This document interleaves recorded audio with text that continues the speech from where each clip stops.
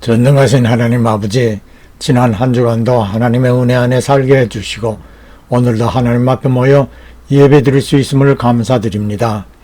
하나님께서 기뻐하시는 예배가 되고 우리들에게 큰 은혜 되는 시간 되도록 성령님 도와주시옵소서.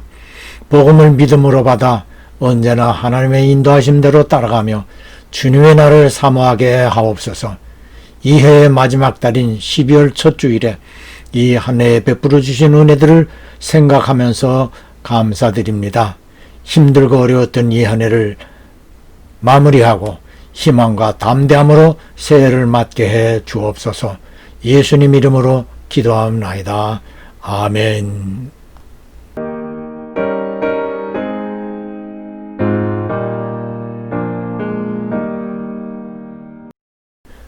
복음 찬송가 509장 거친 세상에서 실패하거든.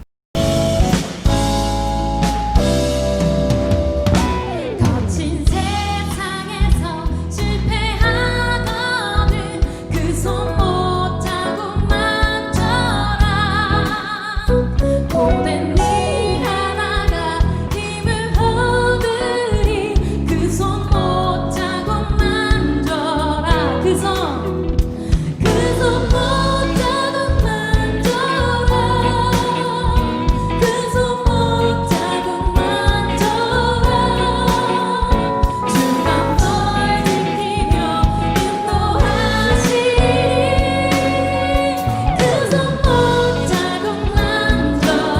거친 세상에서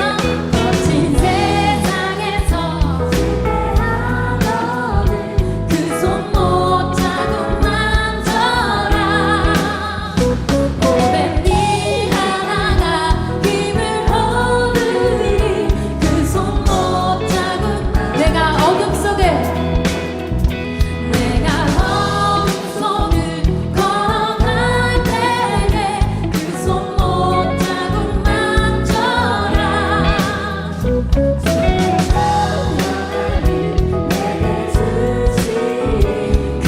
못 잡고 만져라. 그 손 못 잡고 만져라. 그 손 못 잡고 만져라. 주가 널 지키며 인도하시리. 그 손 못 잡고 만져라.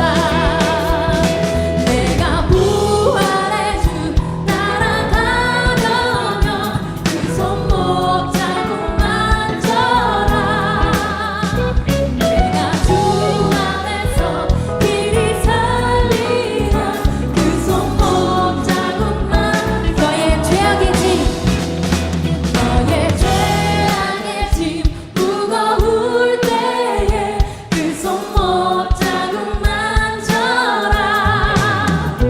나는 문 열고서 주를 모셔라. 그 손 못 잡고 만져라. 그 손 못 잡고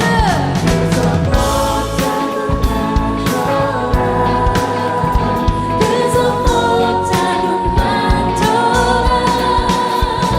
주가 널 지키며 인도하시리. 그 손 못 잡고 그 손 못 잡고 만져라. 그 손 못 잡고 만져라. 그 손 못 잡고 만져라. 주가 널 지키며 인도하시리. 그 손 못. 우리 다시 한번 고백합니다. 그 손 못 잡고 그 손 못 잡고 만져라. 그 손 못 잡고 만져라. 주가 널 지키며 인도하시리. 그 손 못 잡고 만져라. 오늘의 복음 여호수아 1장 9절. 내가 네게 명한 것 아니냐? 마음을 강하게 하고 담대히 하라. 두려워 말며 놀라지 말라. 네가 어디로 가든지 네 하나님 여호와가 너와 함께 하시느니라 하시니라. 아멘. 담대하라, 두려워 말라, 함께하리라.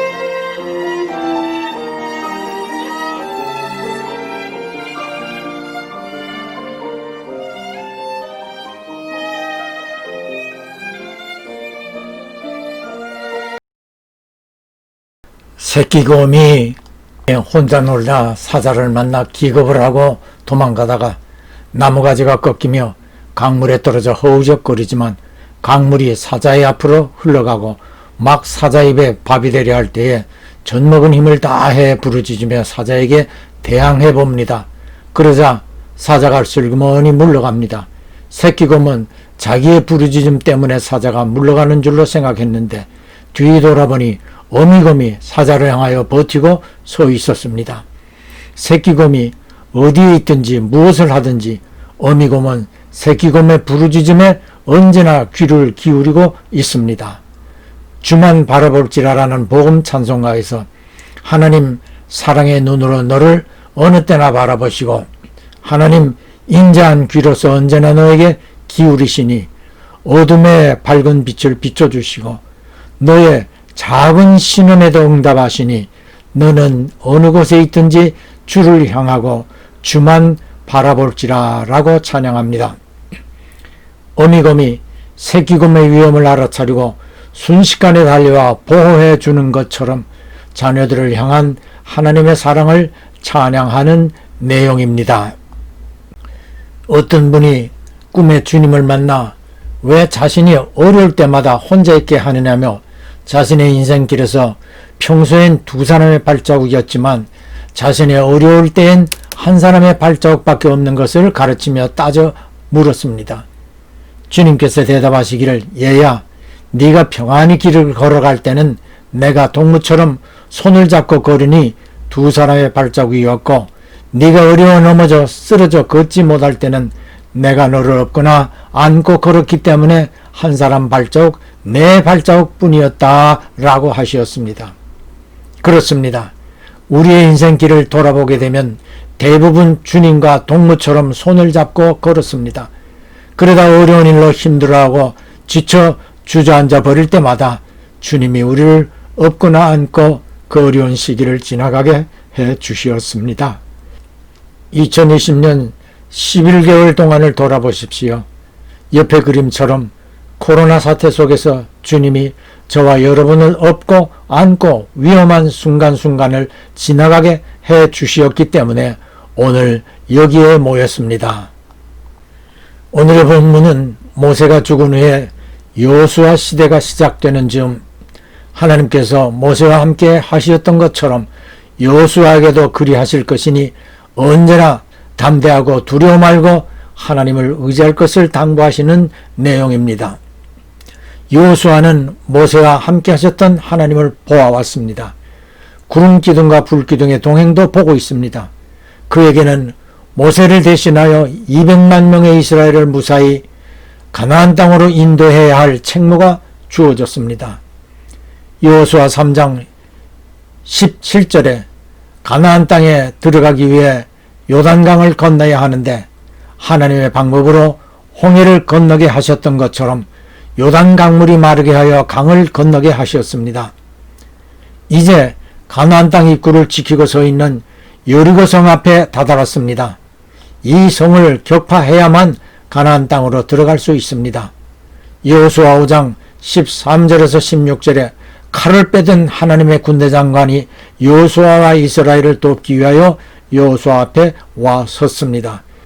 그리고 여호수아가 선 곳이 거룩한 곳이니 신을 벗으라고 하였습니다. 하나님의 군대 장관 앞에 서 있는 여호수아에게 하나님의 임재하심을 인식하고 하나님 앞에 겸손히 서서 하나님을 의지하라는 의미입니다. 구약시대에서의 하나님의 사자는 하나님을 대신하여 말씀을 하였습니다. 육신으로 세상에서 태어나시기 이전에 성자 하나님 예수님을 의미하기도 합니다. 그렇습니다. 우리가 주 예수님 앞에 서 있다는 사실은 거룩하신 주 하나님 앞이라는 뜻이기도 합니다. 하나님 앞, 코람데오, 하나님 얼굴 앞, 면전, before God, 즉 성도는 언제나 하나님 면전에 서 있다는 생각으로 신앙생활을 하라는 것입니다.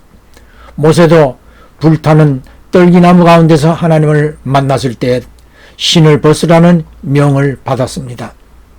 모세가 하나님을 대면하여 배웠던 것처럼 여호수아에게도 잠시 눈을 열어 하나님의 사절을 보게 하심으로 언제나 하나님이 함께하고 계심을 확신시켜 주신 것입니다. 임마누엘이 하나님이 우리와 함께 계신다라는 의미입니다. 신발은 더러움의 표시입니다. 하나님 앞에서 성도는 세상의 온갖 것들을 밟고 다니는 신발을 벗는 것처럼 몸과 마음을 언제나 깨끗한 자세를 갖추고 하나님 앞에 서서 섬겨야 마땅할 것입니다. 이스라엘이 진을 치고 수경을 할 때에 변소를 진과 멀리 떨어진 곳에 위치하게 하였습니다. 진 중에는 하나님의 임재를 상징하는 언약궤가 있었기 때문입니다. 마태복음 6장 16절에 18절에 금식 기도할 때에 머리에 기름을 바르고 얼굴을 씻으라고 하였습니다. 하나님 앞에서의 단정한 몸과 마음의 자세를 의미합니다. 여호수아 3장 5절에 요단강을 건너기 전날에 이스라엘에게 모두 스스로 선결하게 하라고 명하십니다. 출애굽기 19장 10절로 11절에도 하나님은 모세에게 이스라엘 백성들이 옷을 빨고 성결케 하여 하나님을 만날 준비를 하도록 하시었습니다. 고린도후서 2장 14절로 16절에 성도는 그리스도를 알게 하는 그리스도의 향기라고 하였습니다. 성도는 그리스도와 혼인식을 앞둔 신부의 신분이라고도 하였습니다. 예수님께서도 신랑을 맞을 준비를 하는 처녀들의 비유로 성도들을 예수님을 기다리는 신부로 묘사하십니다.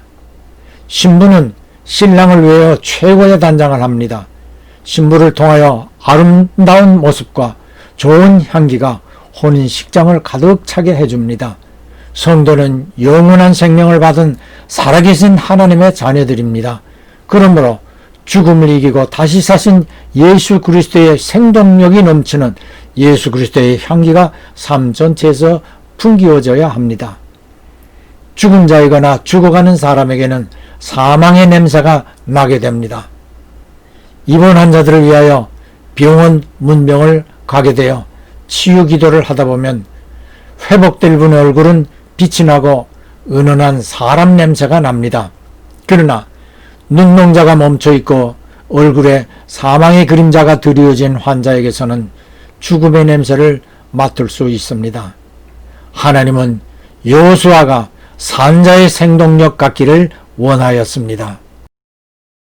산자의 하나님은 성도가 살아있기를 바라십니다.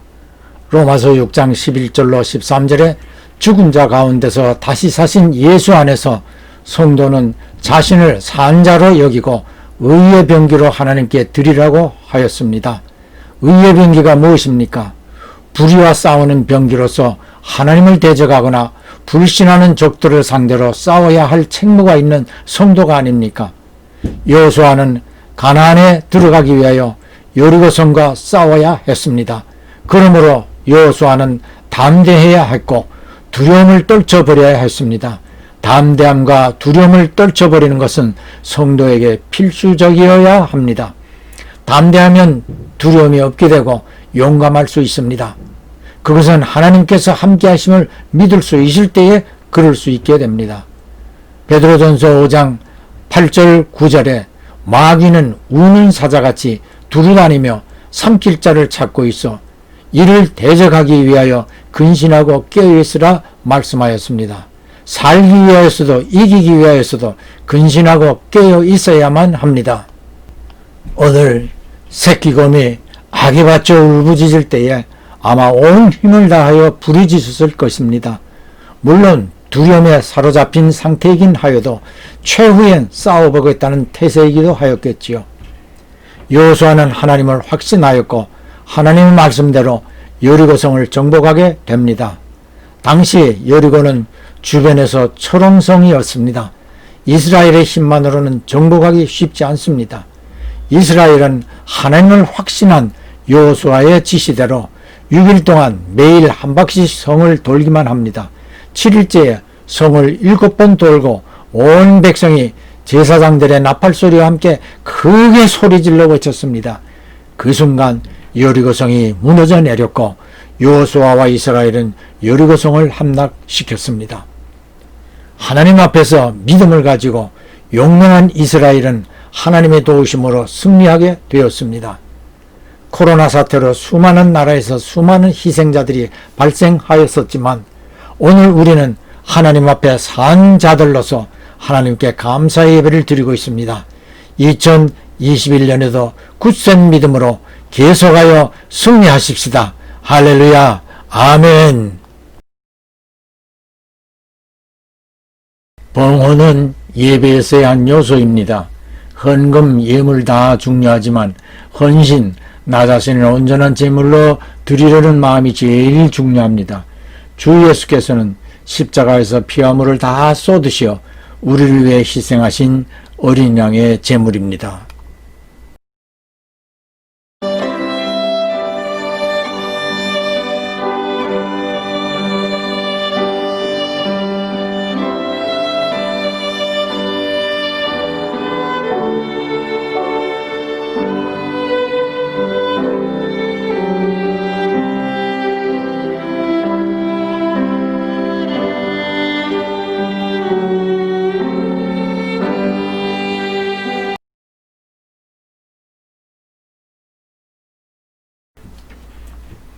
하나님 아버지의 극진하신 사랑하심과 구주 예수 그리스도의 무한하신 은혜와 보혜사 성령님의 쉼없는 교통하심이 주님의 날을 사모하며 무슨 일을 만나든지 담대한 믿음의 기도로 하나님의 은혜의 인도하심 속에서 날마다 승리하는 삶을 소원하는 성도들과 가정과 한 일들 위에 영원히 함께 하실지어다. 아멘.